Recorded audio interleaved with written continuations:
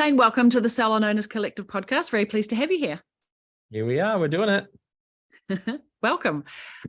Shane, before we talk about this kind of super important topic, why don't you tell us who the heck are you? Where are you in the world? What do you do? How did you get to be doing it? Well, it depends how existential you want me to get with this. Like, who am I really when I'm looking at my reflection right now? I'm thinking the kind of Zoolander moment, looking like, who am I? Look, I would say I describe myself as Queenslander by birth, Melburnian by choice. And the two things I think that sum me up is curious by nature and creative at heart. So that's kind of how I describe myself to most people.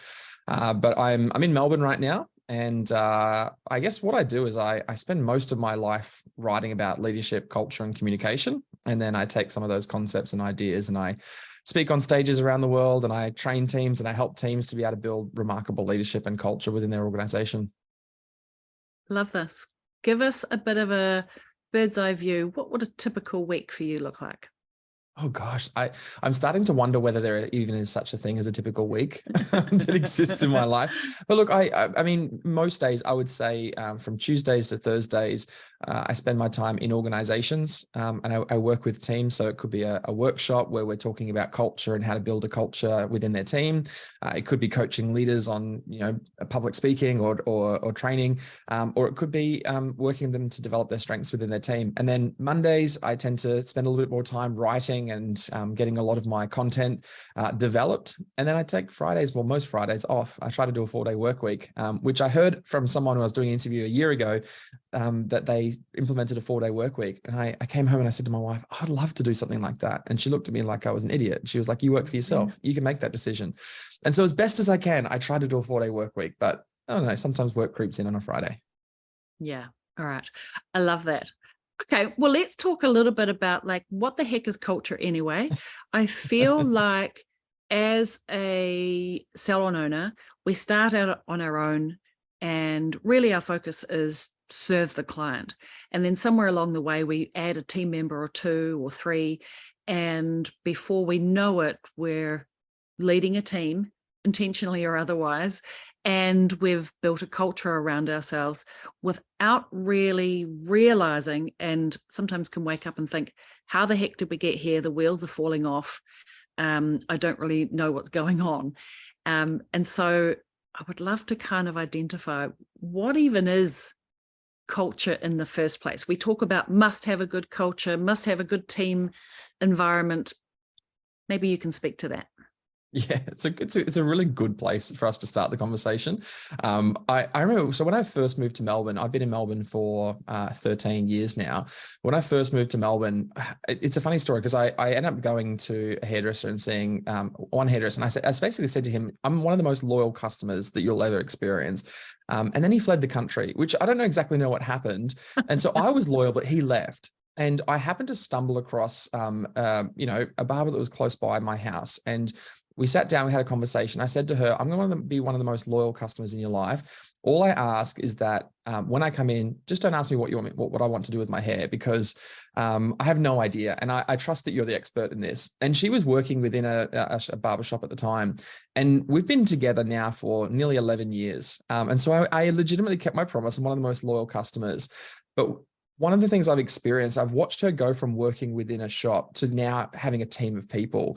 And we've kind of walked a little bit of this journey together that a lot of leaders go on, which is someone who is excellent at what they do, gets really technically proficient. And then by default, because they're so good, they start to attract people around them that are also really good. And then all of a sudden they find themselves going from just being on the tools to then going, oh my gosh, I have to lead these people and try and figure out what on earth I'm doing. And I think most leaders experience a similar journey, which is I've spent most of my time, I guess, immersed in culture, which is this idea of, you probably said, I loved the culture, I hated the culture, or something about the culture. And then you have to sit there and go, oh my gosh, what on earth is culture? And how do I make this thing? And so, I mean, last year I went on a bit of a journey around culture, and we ran a research project with 1,000 Australian leaders. And we asked them a whole bunch of questions. The first question we asked was, do you think culture is important? And 99% said, yes, it's critical to the overall success of an organization. I was like, yep, tick, makes sense. Second question was, do you know what culture is? 97% said yes. 0.1% said, I have no idea. And so what do you think the next question we asked them was? What is it? Exactly. Define We it. asked them, please define culture for us. And I tell you, some of the answers that we got from it were just astounding. So people said things like it's the atmosphere of an organization. They said things like it's our guiding behaviors, or it's the soul of our organizations. People just said things like good, which was very confusing to me to read. But the answer that was the most common, there was 1 in 10 people gave us this consistent definition. And I was like, that's a good definition, but it's almost a bit too good.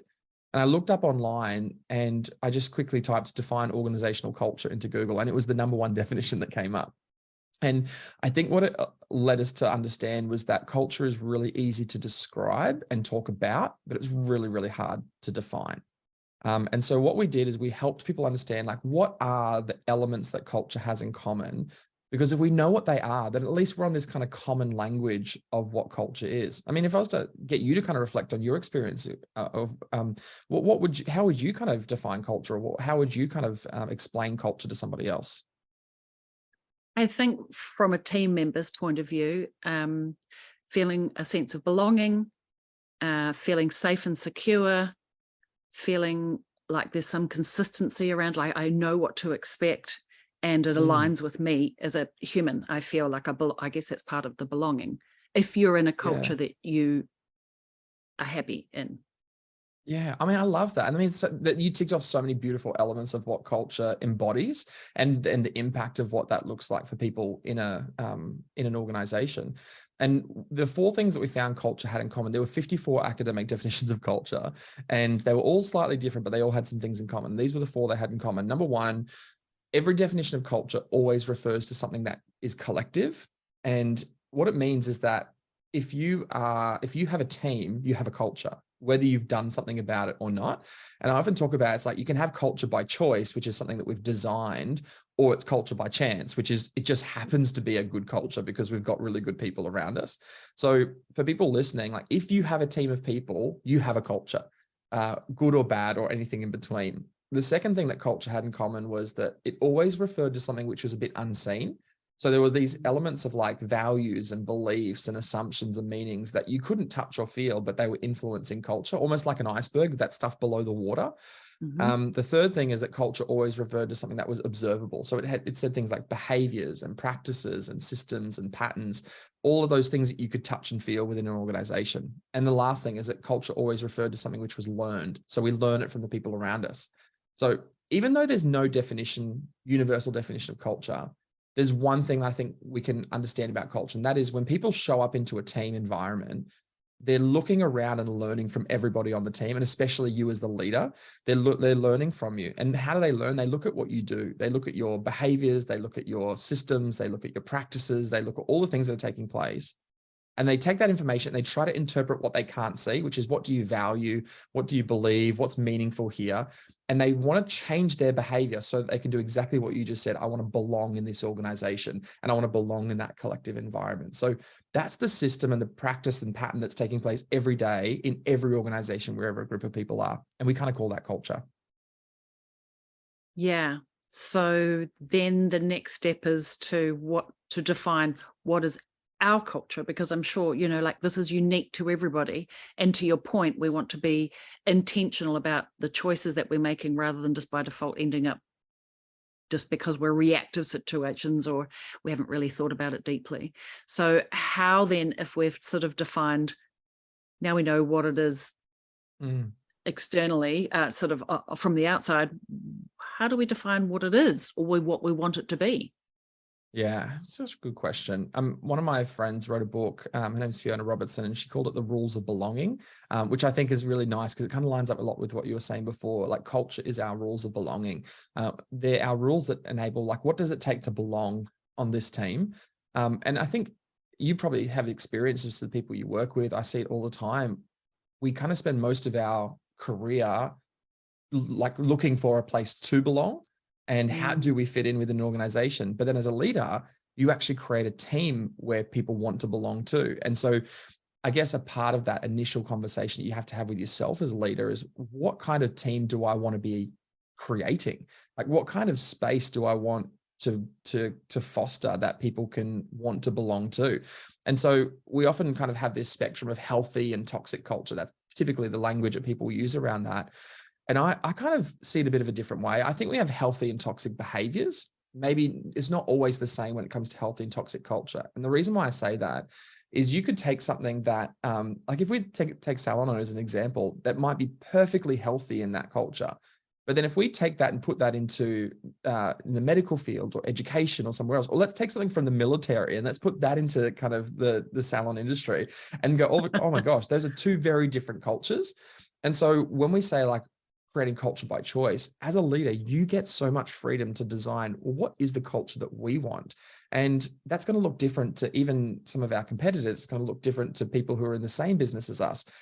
Well, our culture is whatever we choose for that culture to be. Yeah. As long as it's defined and then acted upon, or enforced is not the right word, Shane, but reinforced, Nurtured. maybe nurtured. Yeah, nurtured and reinforced. Yeah. I think you're right. One of the things that one of my favorite quotes is from Toria Leto. She's an American psychologist, and she has this phrase. She says, "Whatever isn't communicated is felt. What's felt is interpreted, and what's interpreted is often inaccurate." And I think when it comes to culture, if we're not explicit, exactly what you just said, if you're not explicit about this is our culture, then what ends up happening is people interpret based on their behaviors or what they see. And then sometimes they get it completely wrong. And have you ever had that experience where you go into an organization, you go, I did this because I thought that's what my leader wanted, even though they never said it. And then they got mad or upset or angry because I didn't do the thing they really wanted. I was like, because it wasn't explicit, it wasn't communicated. I think you're right. In lieu of explanation and detail, we fill the gap ourselves, right? Stepping into an environment. And I think the challenge with that is that everybody puts their own rose or blue or sad colored glasses or their own experiences across the interpretation. And so as a leader, you're not in control of those interpretations. That is what your team bring to the table. And that's why there's this disconnect when it's not explicit. So one of the challenges I've experienced myself as a leader and now helping salon owners is that the owner is the one that knows how it should be, could be, knows all the answers, knows the technical skill, and so becomes the one that everybody goes to, which kind of makes sense. They're the leader, of course.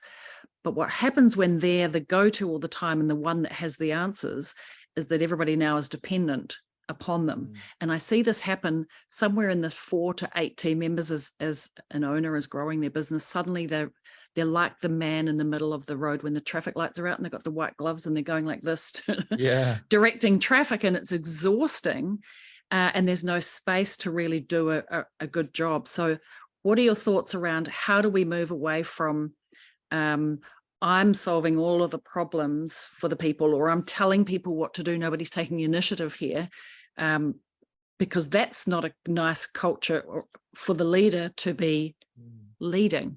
What are your thoughts around that? How can we shift that? Can we be really honest for a moment? I mean, we're always honest, but let's be really, really brutally honest for a moment. It feels very nice to be needed in that way. when someone comes to you and says, hey, you're so good at this, could you help me? And you go, oh, thank you. I am so good at this. I would love to help you with that. It feels really good initially to give someone advice, but it doesn't help you and it doesn't help them. And I think you said it, I think the word you used was dependency, is if I have a problem and you solve that problem for me, I never need to develop the skills that it requires to solve that problem. And so as a result of that, that problem will show up again in another context or in another way. And when that problem shows up again, because I don't have the skills to solve it or to deal with that problem, what's the first thing I do? I go straight back to you and I say, hey, can you help? And then you get that kind of immediate, maybe a little bit of ego, a little bit of validation to go, oh, my people need me. But what happens, and I think you would see this with some of the people you work with, we just don't have enough hours in the day to solve everybody's problems for them. When we're trying to run a business, we're trying to lead a team, we're trying to keep customers happy, we're doing all of these things, you don't have time to solve everybody's problems. And I think probably the biggest shift that needs to happen is a short range to a long range perspective. In the short term, it's quicker to solve people's problems for them. If you think about it, like if you have an answer, it's easier to give an answer than it is to ask a question. But long term, if that person continually comes back with the same problem in different contexts, it takes more of your time in the long run. So what I always encourage people to do is anytime someone comes to you looking for an answer, ask yourself, could I ask them a better question? And could I coach them rather than giving them straight to the answer? Now, there might be certain circumstances where you need a good answer. I'd say if it's safety, like if you're in the room and there's a fire and someone's like, how do we get to the exit? And you're like, well, let's just like coaching moment. Like if you were going to be an exit, where would you be right now? Like wrong time to coach someone. But in that moment when someone's like, hey, this is a skill set, I need to have a difficult conversation. And you go, we'll go and say this, and this. Rather than saying, go say this, and this, you go, hey, well, I mean, let's talk this through. Like, what do you think would be a helpful approach to this? What are some of the questions you could ask? Now that person starts to develop their problem solving capability. And this is the big shift where you go, I'm no longer the team's problem solver. Now we're starting to develop a team of problem solvers. Yeah, I love that. And I remember the day, Shane, when I had my salon and my phone stopped ringing. Because I put the work in, I knew I needed to step out of being from the center. I led the leaders, the team leaders to do the things they needed to do. And it was always my goal. And I stepped away from the business. And I remember looking at my phone and thinking, when's someone going to call me and ask me a question? And I felt the pain of not being needed. I celebrated at the same time, but I really felt the gap or the empty space of not, they don't actually need me. What am I contributing now? So I really understand that. But I think it's something to be celebrated. You've achieved something if you are not needed. And I think that ultimately is kind of my goal for leaders, is to help them reach that place. And then there's a new problem. I have some white space I need to fill. This is a good problem. That's a good problem to have. But I think that the needed part is an interesting one. And I think what you touched on is that feeling of not being needed is you're actually not needed in certain aspects of your job because you're needed in new areas of your job. And I often think about it like if you were to put a pin in the map on Google Maps, all of a sudden everyone has the pin in the map. But you might go, well, I'm going to take this route to get there. And someone goes, well, I might take that route to get there. And it's like, well, which one is right? I'm like, well, they're both going to get you to that destination. And as a technical expert, you spend most of your time creating routes. And then all of a sudden you're a leader and your job is to put the pin in the map and tell people where they're going. So your needs, you're still needed, but you're needed in very different ways. And when you get out of the route, you can spend more time on the pin and it helps people go, okay, I know exactly where we're going now. I love that analogy. That's really good. And it is a little bit about recalibrating expectations of yourself and yourself as a leader. And even socially, Shane, when people say, well, what do you do now? What, like you don't even work inside your business or whatever. I think, there's a little bit of, you have to recalibrate your own level of success. So, okay, let's just touch on quickly, when we find ourselves and we've recognized that culture is out of alignment with ourselves, our team are feeling disconnected from what really how I wanted to build my business, the picture I built for myself, or even your own values, and now you have to backtrack a little bit. How can we tackle that position? Yeah, this is where it gets really practical. Like this is where it really gets, feet on the ground, hands in the mud. Like let's really get kind of nitty gritty with this, because I think when you recognize the culture that you have is not the culture that you want, or you want to take the best parts of your culture and enhance that, I would suggest that the answer to all of our biggest challenges is usually a communication solution. And I would suggest most of the time our biggest problems are a result of a lack of communication, and our biggest answers are a solution in communication. And so I've found that there are 5 conversations you can have with a team that help bring culture to life and then help shape culture. And I would say the first 2 are a conversation with your team that goes something like this. The first one is to have a conversation about your expectations. Because they change over time. And the simplest question you could ask is say to your team, hey, I'm going to ask these really simple questions. Number 1, what do you expect of me as a leader in this team? Number 2, what do you expect of the other team members on this team? And number 3, here's what I expect of you. And so when this comes back to our conversation before about problem solving, when this comes to the way that we do work together, expectations, we all carry them about other people, but they're very rarely ever mentioned or communicated. So I was at a conference recently and I said, what's your expectation? And she said, well, I expect that when someone goes to the morning tea room, that they make me a cup of tea when they go too. And I said, oh, what's that about? And she said, collaboration. And I was like, oh, wow. Like I'd never even considered that that was even a thought that someone would have. And I imagine that she's sitting there every single time someone walks past and goes to the morning tea room, makes themselves a cup of tea. They walk back past her and they don't have one for her. And she's sitting in her seat getting so frustrated and angry. But yet not a single person on her team had even a single clue that that was what she expected. And I've worked with teams that have been together for a decade. And I will hear people in teams say, you know what, I've worked here for 10 years and no one's ever asked me what I expect of my leader or my team. So that's a starting point. I really love that because, again, it's kind of under the iceberg, these unknown things, and the meaning that she had placed on that cup of tea to anybody else was just a cup of tea. But Yes. she actually placed a lot of value on what that really meant. And that's actually a really easy way to show somebody that you value them, or, you know, that you want to collaborate with them. Like, that's an easy one. If only they knew.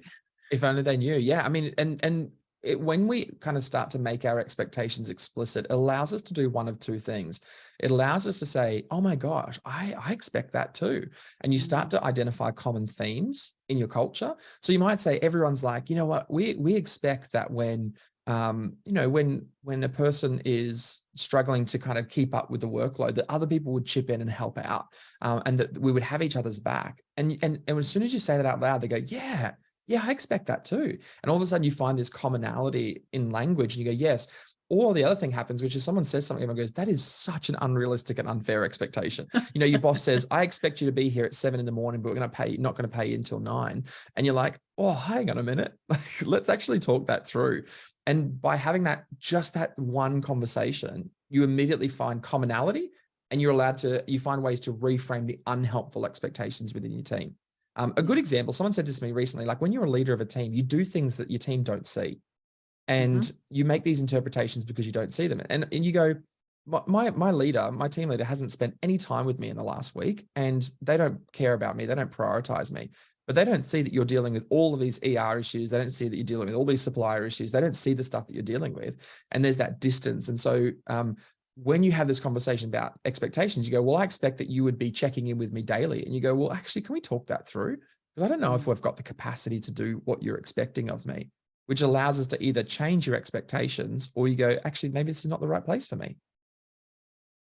Yes, I love that. Clearly defined expectations. It kind of just removes all confusion and innuendo out of the way.